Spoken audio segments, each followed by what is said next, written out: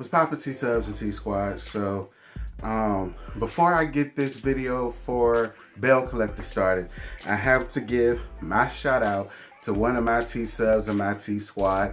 And this one is going to go out to Blissfully Single Bean. Shout out to Miss Blissfully Single Bean. She's been down with me about a couple years now. You know, she would come up in the chat so we would engage each other and things like that. So most definitely shout out to her. She's been a huge supporter of mine. And now here's my chance to support you. And let me not also mention, Miss Mama Girls has a YouTube channel too. You know, and I went to it. And as you can see, I also subscribed to her. She got a little, you know, a little spiciness to her and or whatever. And I like it. I deal with, like I tell y'all, I would not send y'all or refer y'all to nobody that I do not watch or that I do not believe in. So definitely go and check out her YouTube channel, Blissfully Single Bean. Shout out to you, Mama Girls. And now on to this week's review. These damn Belle Collectives, child. Whew, Lord Jesus.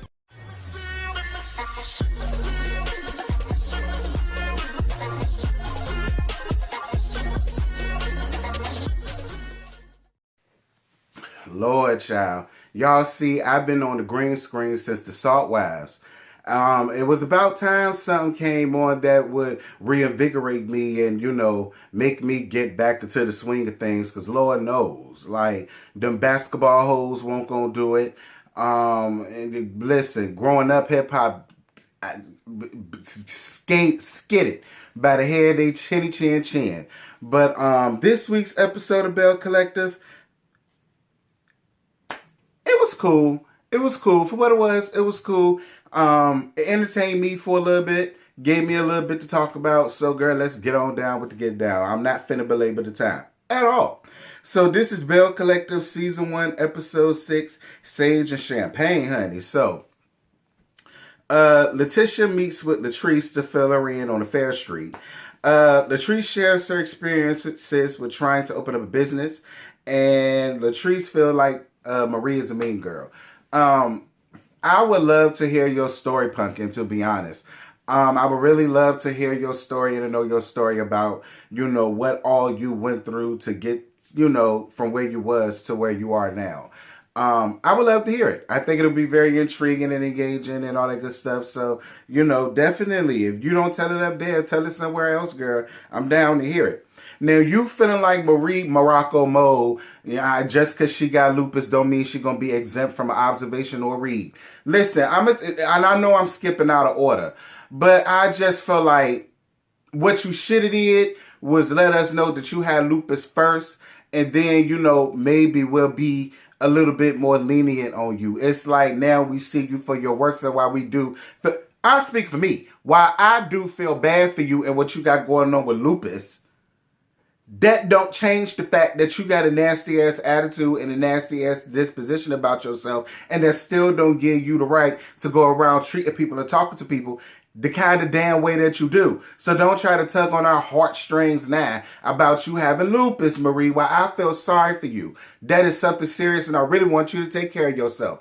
I don't want nothing to happen to you. This is just jokes and gags. But at the end of the day, Marie, don't try to tug on our heartstrings either. You came on this thing being the bitch.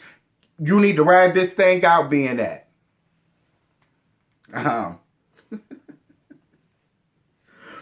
I really, really, really want you to take your lupus seriously, though, Marie. And I really hope you are. You said you're taking your medicines and you're keeping up with them. I really hope you are. Yeah, don't let this show make you fall back or do whatever. You know what I'm saying? Do what's best for you and your health. And that's real talk. Forget the show, forget the jokes and gags and all of that. Like, seriously. Because I have family that, you know, went on to glory from that. So that's very serious. I'm not trying to put nothing on you. I'm just saying I do care. Despite the fact of how I may feel about you, I still care as a human being. Moving on. So Tamara goes to see the fertility doctor, Lord Jesus. Tamara, this confessional look, keep it. All of the bundles and yards of bundles that you had in your head, I absolutely hated it. You was taking over thick weave spot to be the new thick weave or thick weave number 2. So this confessional look with the black and the straight Keep that. That's good for you. I feel sorry to hear about you and your fibroids. But I'm getting tired of this damn storyline. We always have to have it, and we've had it on a lot of shows. Love and Hip Hop, Basketball Hoes. It's probably some other damn ones up here that I didn't mention. I'm on the show, they probably played with their uterus a time or two, too. Like, I'm just getting over that damn premise. Like, but listen, if you're really serious about kids, go on ahead and have the operation. If you're really serious about kids. If you're not, then don't even bother with it. Now, that's some grown lady sitting under the tree type of advice that I really hope you take, because I'm tired of talking about you and these eggs and all the rest of that shit. So the legendary and incomparable Dr. Antoinette meets with other black doctors. She invites Kaylon, and she says that she's a nurse practitioner and she wants to show her what a brunch is like. Now, Antoinette, I thought you was done shading Letitia. I thought you was done shading Letitia. Not that it's not deserving. Not that it's not deserving. No shade, Letitia, but not that it's not deserving. I just felt like since y'all last conversation, you would have just not, because that was shade.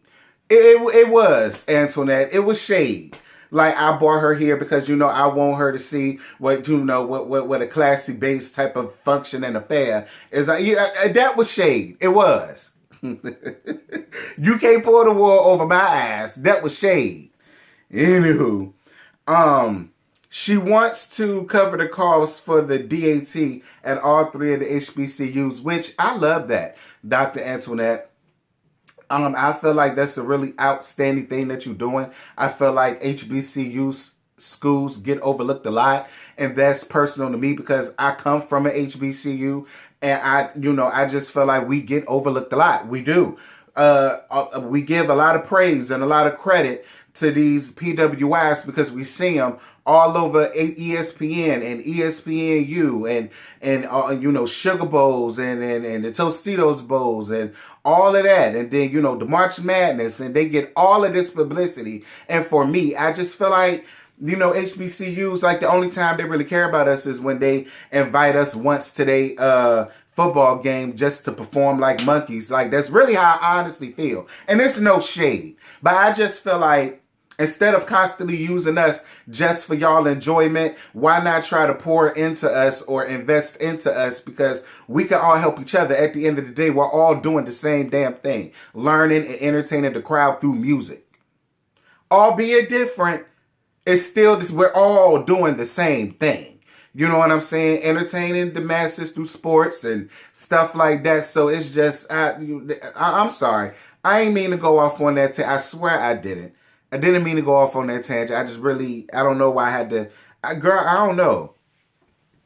Maybe the good Lord put it up in there and it just was meant to be said. Getting back to the damn thing. So Dr. Antoinette is having a housewarming party and she's inviting everybody but Marie and Letitia.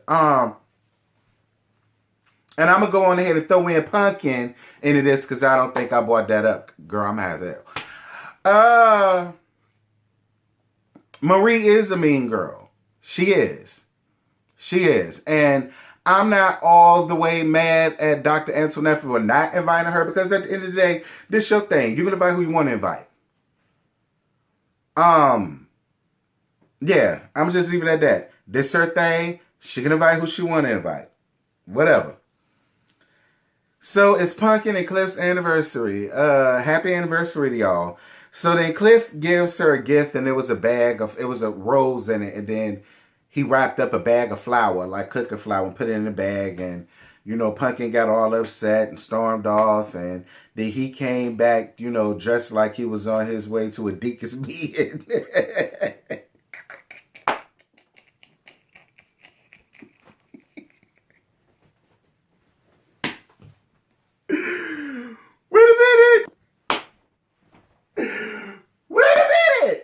Listen, Lord Cliff, Cliff better come in. Cliff better come in representing for the Yes, God. Cliff was giving us Deacon Couture. Come on through. Oh, Baptist Deacon Couture at that. Yes, God, Cliff. You better step on up in this thing. When Cliff step out, he step out in his deacon best. Come on through.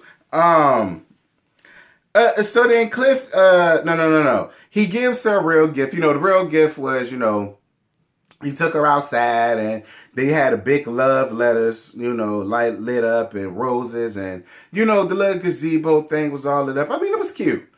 And he gifted her a Rolex. So then she brings up her abandonment issues and then an argument happens and then he leaves the dinner. Now, while I'm more than sure a lot of people is going to go in and let have on Cliff, albeit deserving.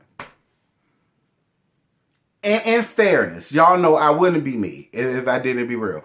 Pumpkin, you started that shit. I mean, you did. Like, I mean, I agree with Cliff when he said words hurt because they do. Words mean things. They do.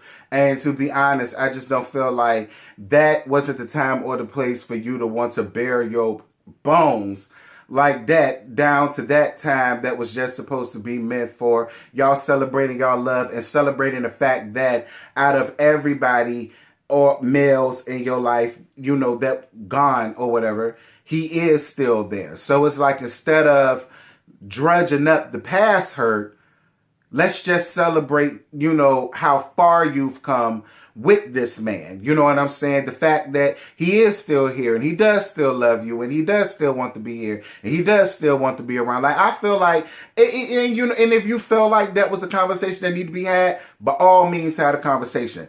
That time just wasn't the time to have a conversation. That's how I feel about it. I don't give a damn how nobody else feel about it. Y'all know, I don't really see it for Cliff like that. It's no shade, Cliff.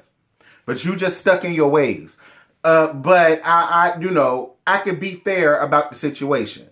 I can be fair about the situation. Like, that just wasn't the time or the place for that. Latrice, it won't. And that's just how I feel. So then Marie is with her grandson and she was waiting for Jerez to come. And girl, Cedric walked in like an 85-year-old man that had 2 hip replacements, 2 knee replacements, the W foot amputee, and he had to learn how to use his prosthetics with a high-rise booty. Like, girl, why do why do Cedric got a booty that you could bounce a quarter off on? Like, he just proudly displaying the fact, listen, I am a pillow princess. I'm just here to get my earnings, and then I'm going back to go and do what the hell it is that I really want to do. This man is not my wife. I am the wife. Okay, her husband is at home. You know what I'm saying? Like, this ain't real. None of this is real. Stop trying to force Cedric on us. Like, girl, quiet as a cat. Cedric, girl, I'm high as hell. Cedric really looked like he wore goddamn helmets and he looked like he used to wear helmets back in school, bitch. Like, the way he talked, the way he maneuvers, like, he just, like, stop forcing him on us, all right? Because I don't want to offend nobody. Stop forcing him on us. Because he is just a walking billboard of reeds. And y'all set him up, and Marie for that matter, every time when y'all force this man on us. He ain't had no reason to be there. Jesus Christ. And then she let us know about the whole lupus thing. And then she tells him that she got 10 businesses. And if he plans on being a part of one of them, should anything ever happen to her, he has to get a college degree. And I'm here for that, Marie. I am. I'm here for that. At the end of the day, no matter what I got, you still need to get your goddamn own. Get it on your own. You'll appreciate it more. Now, about these 10 businesses. Now, I really honestly feel like if you're going to get up on national TV with the whole I got 10 businesses, I want to see a business card, a manifesto. I want some services. Where can I go to acquire your? So can I look you up? Can I Google you, baby? Can I Google you, baby? Like, you know what I'm saying? Like, you getting up here, 10 businesses. I'm a millionaire. Girl, that house is not a millionaire status house. Latrice's house is a millionaire status house. And you walk around here saying that she's not a boss. So if she's not a boss and she lives like that, but you are a boss and you are a millionaire and you live a real regular, I'm going to move on. So Dr. Antoinette has her sage and champagne rededication housewarming. The house is bad. I love the house on the outside, most important. And then I loved it on the inside. So shout out to you, the legendary Dr. Antoinette. She didn't invite Letitia or... I'm not really understanding why she's not... Well, she did make a point, Letitia. You do like to sweep Marie's bad behavior up under the rug. And you're going to have to stop doing that. You are. Like, even Candy had to stop sweeping Kenya's bad behavior under the rug. Even Cynthia had to stop doing it. You know what I'm saying? Like, you got to stop. Like, I understand that's your friend and you want to have her back, but if you're going to have her back, have her back. And sometimes having a bitch back is letting the bitch know when she wrong is two left shoes. And in most of these instances, Marie started the nonsense. She started the stuff with Latrice. You swept that under the rug and you're constantly trying to get Latrice to get over it. But I just feel like if I was Latrice, I'm not going to get over it that easily. Like, the nerve of her to pick a time such as that to want to try to embarrass me down in front of all of these other women. If this is supposed to be an empowerment brunch or whatever, because you know that is what you do. I mean, you know, I'm just saying, like... Anyway. So, girl, they start lighting all of the sage, and then, you know, Latrice wants to sage her bed or her lingerie because she want her to have her a nasty piece of Wakanda dick for a change. And, you know, I'm not mad at Latrice for that, girl. I mean, you've been chasing the Krispy Kreme peen for a long time. Maybe now you might want to go on ahead and switch that out and get you a nasty piece of graham cracker peen. I mean, do you? But, you know, I just feel like... But, hey, que sera, sera. And for you dummies that don't know what that means, it's called what will be, will be. Or what may be, will be. However you want to announce it. Anywho.